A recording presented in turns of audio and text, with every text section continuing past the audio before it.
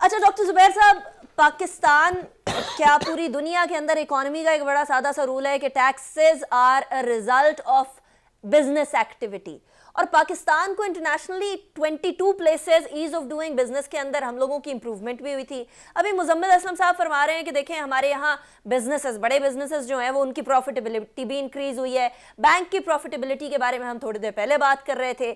اگر تمام اعداد و شمار یا تمام انڈیکیٹرز کو دیکھیں تو بزنس فلرش کر رہا ہے، لیکن ٹیکسیشن کے اندر پھر بھی ہم لوگوں کو انڈائریکٹ ٹیکسز کی طرف بھی جانا پڑتا ہے، ہم لوگوں کو ٹیکس چھوٹ بھی سائڈ پہ کرنی پڑتی ہے. فیئر انف وہ ضروریات ہیں کچھ IMF کی طرف سے، لیکن ٹیکس بیس بڑھانا جو کہ پاکستان تحریک انصاف کا وعدہ تھا، ابھی شبر زیدی صاحب بھی کچھ دنوں پہلے میرے پروگرام میں تھے، وہ بھی اس کے بارے میں شکوہ کر رہے تھے کہ وہ نہیں ہو سکا.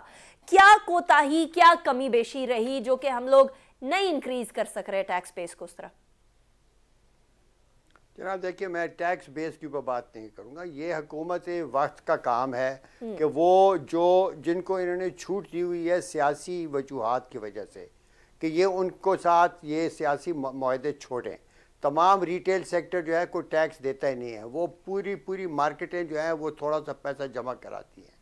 جو لوگ کیپٹیو ہیں، مینوفیکچرنگ سیکٹر جو ہے دیکھیں کسی ڈیولپنگ کنٹری کا جو ریڑھ کی ہڈی ہوتی ہے وہ مینوفیکچرنگ سیکٹر ہوتی ہے. ایکسپورٹس کی بھی مینوفیکچرنگ سیکٹر ہوتی ہے. پاکستان میں مینوفیکچرنگ سیکٹر میں سب سے کم انویسٹمنٹ ہوتی ہے، اور یہاں پر جو قلت ہے وہ 2-3 چیزوں کی ہے. ایک تو یہ کہ یہاں پر جو آپ کی مشینری ہے وہ دنیا کی قیمتوں سے زیادہ مہنگی ہے، اور اس کے اوپر ابھی آپ نے GST 17% اور لگا دیا. اس کے اوپر جو چھوٹ تھی وہ ہٹا رہے ہیں. آپ یہ بتائیے کہ جس ملک میں انویسٹمنٹ نہ ہو رہی ہو اور آپ نے انویسٹمنٹ کو بڑھانا ہو، گروتھ کی باتیں کر رہے ہیں، SMEs کی باتیں کر رہے ہیں، مڈل کلاس کی باتیں کر رہے ہیں، وہاں پر انویسٹمنٹ کیسے ہوگی جب آپ نے ایڈیشنل ٹیکسز ان پر لگا رہے ہیں اور ان کو کہہ رہے ہیں کہ آپ کو جناب یہ ریفنڈ ہو جائے گا اگلے 25-30 سالوں میں. لا حول ولا قوت. یہ دیکھیے یہاں پر پہلے سے بھی جو انویسٹمنٹ کی جو اس کے اوپر امپورٹ ڈیوٹیز لگائی ہوئی ہیں. ابھی آپ نے بریک سے پہلے کہا کہ ایکسپورٹ اورینٹڈ میں تو امپورٹ ٹیکسز ہوتے ہی نہیں ہیں. Import taxes are below 10-15% globally.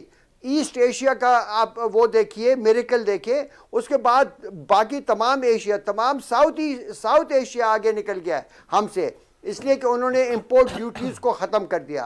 Import duties کے اوپر ہمارے ریونیو کا انحصار پہلے بڑا ہوتا تھا 90s میں، اس کے بعد کافی تیزی سے وہ کم ہوا اپ ٹو 2009 2010. اور یہ اس وقت آپ کہہ سکتے تھے کہ ہاں we are going towards export promoting economic environment. لیکن اب کیا ہو رہا ہے؟ تب سے وہ بڑھ رہا ہے، اور اب تو یہ دبا کر بڑھا رہے ہیں، اس لیے کہ this is the easiest way to capture revenue.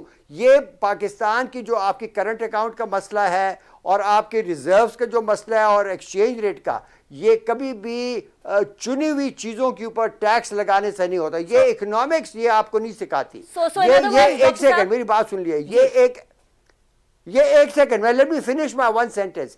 اس میں یہ سارے ایڈمنسٹریٹو ٹیکنیکس ہیں، یہ ان لوگوں کی سمجھ ہے جن کو اکنامکس نہیں آتی. اکنامکس میں یہ ہوتا ہے کہ آپ کا جب تک بجٹ ڈیفیسٹ اتنا بڑا رہے گا، اسی کے بالکل برعکس آپ کا کرنٹ اکاؤنٹ کا ڈیفیسٹ بڑا رہے گا. جب تک بجٹ ڈیفیسٹ کم نہیں ہوگا وہ ڈیفیسٹ کم نہیں ہوگا. آپ یہ باقی باتیں چھوڑے، خود بخود یہ چیزیں اپنی جگہ پر آ جائیں گی. اور وہاں پر ہم لگے ہوئے ہیں، پالیٹکس کر رہے ہیں، ہم نے الیکشن جیتنا ہے، ہمیں پرواہ نہیں ہے کہ ملک کی معیشت کے ساتھ کیا ہوتا ہے. یہاں سے لوگوں کو ہم انفلیشن سے ان سے جیب سے لے رہے ہیں، وہاں پر ان کو ہم احساس پروگرام میں، دوسرے پروگرام میں ہزار روپے دے کر ان کے ووٹ خریدنے کی کوشش کر رہے ہیں.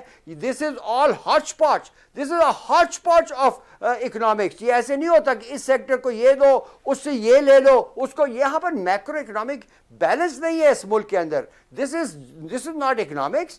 یہ تو بس آپ نے دے دیا ہے 20 وہاں پر ایڈوائزر ہیں، ہر ایک کی اپنی ایک ایڈوائس ہے، اس کو چن کر لگائے جا رہے ہیں. دس از ناٹ اکنامکس. پروگرام مکمل ہوگا جی، IMF کا پروگرام مکمل ہوگا، اس کے بعد پاکستان اسی طرح مصیبت میں ہوگا اور اگلی دفعہ پھر ایک اور پروگرام لینا پڑے گا اور قرضے لینے پڑیں گے.